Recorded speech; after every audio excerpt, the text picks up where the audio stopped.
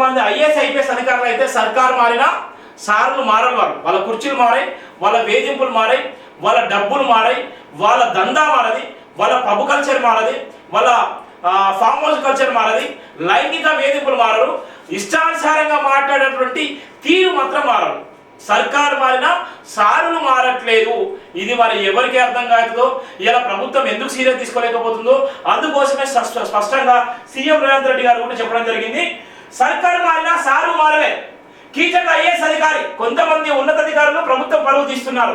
అధికార ఉల్లంఘన కఠోరమైన నేరం. గత పాలనలోనే ఆ కృత్యాలు నేటికి కొనసాగుతున్నాయి. తీరు మారని ఐఏఎస్ అధికారిపై సర్వత్రా విమర్శలు.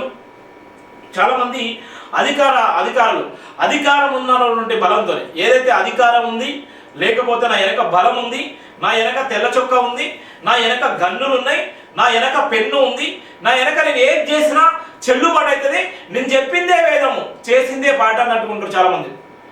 ఈ అన్నిటికీ కొంతమంది అధికారులు ప్రభుత్వ అండదండలతో పేదవాళ్ళ ఏదైతే అమాయకత్వంతో పేదవాళ్ళు చేసేటువంటి అమాయకత్వాన్ని లోపరుచుకొని ఇష్టానుసారంగా వాడుకున్నటువంటి ఐఏఎస్ ఐపీఎస్ అధికారులు, గ్రూప్ 1 గ్రూప్ 2 అధికారులు బోర్డు మంది ఉన్నారు. ఇలా ఉద్యోగుల పేరుతో కానీ, ఇలా పనిచేసేటువంటి సంస్థలు కానీ, ఇవాళ ఎంతో మంది మహిళలు కూడా బయటికి రానటువంటి మహిళలు, లైంగిక వేధింపులకు గురైనటువంటి మహిళలు కోకొలలో ఉన్నారు. అలాంటి అధికారులు ఇంకా ప్రభుత్వం మారినా సర్కారు మారినా వాళ్ళ తీరు మాత్రం మారలేదు. అందుకోసం ప్రత్యేక కథనం కూడా జైలులో రాయడం జరిగింది. ఎవరికి గులాంగిరి చేసేటువంటి నేపథ్యం లేదు, ఎవరికి అమ్ముడు పోయేటువంటి నేపథ్యం కూడా లేదు.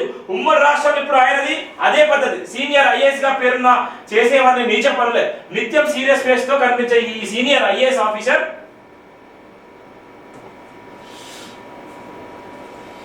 మహిళా ఉద్యోగం కనిపిస్తే మాత్రం రెమోగా మారిపోతాడు. అప్పటికప్పుడు చిరునవ్వుతో పోరంబొక్కు పనులు చేయడం ఆయన హాబీ. తన కింద పనిచేసే మహిళా అధికారులతో రెగ్యులర్ గా గలిజి ప్రవర్తన మహిళా ఉద్యోగులను లొంగ తీసుకోవడానికి నానా రకాల చర్చలు, బెదిరింపులు, పెద్ద ఆఫీసర్లను బయటకు చెప్పలేక లోలన మదన పడుతున్న మహిళా ఉద్యోగులు కూతురి పయసిన యువతిని అతి ఘోరంగా హరాస్మెంట్ చేస్తే మరో శాఖకు బదిలీపై వెళ్లిన యువతి.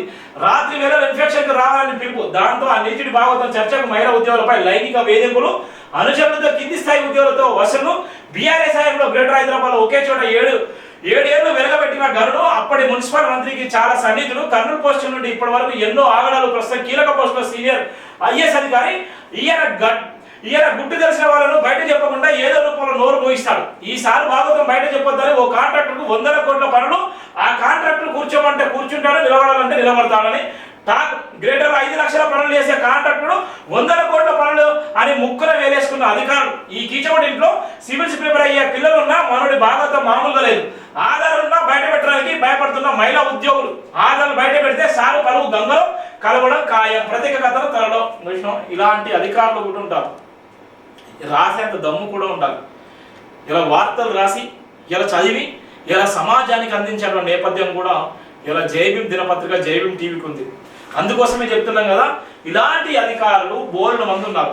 ఇలాంటి అధికారుల మీద ఇంటెలిజెన్స్ నిఘా విభాగం, ఎస్బీ విభాగం, ఇవాళ ఉన్నటువంటి విజిలెన్స్ విభాగం, ఇవాళ వీళ్ళ మీద ప్రత్యేక నిఘా కూడా పెట్టి ఇవాళ ఇలాంటి అధికారుల చేతిలో బలైనటువంటి తెలంగాణలో ఉన్నటువంటి సమాజానికి ఇవాళ మేలు చేయాల్సిన పని కూడా రేవంత్ రెడ్డి సర్కార్కు ఉంది.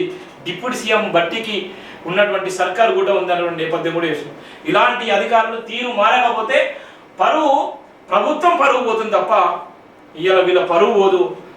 ఇలా వీళ్ళ పరువు కాపాడు కోసం కోట్ల రూపాయలు ఇచ్చేటువంటి నేపథ్యం ఉంది, లక్షల రూపాయలు కూడా వెదజల్లేటువంటి నేపథ్యం ఉంది.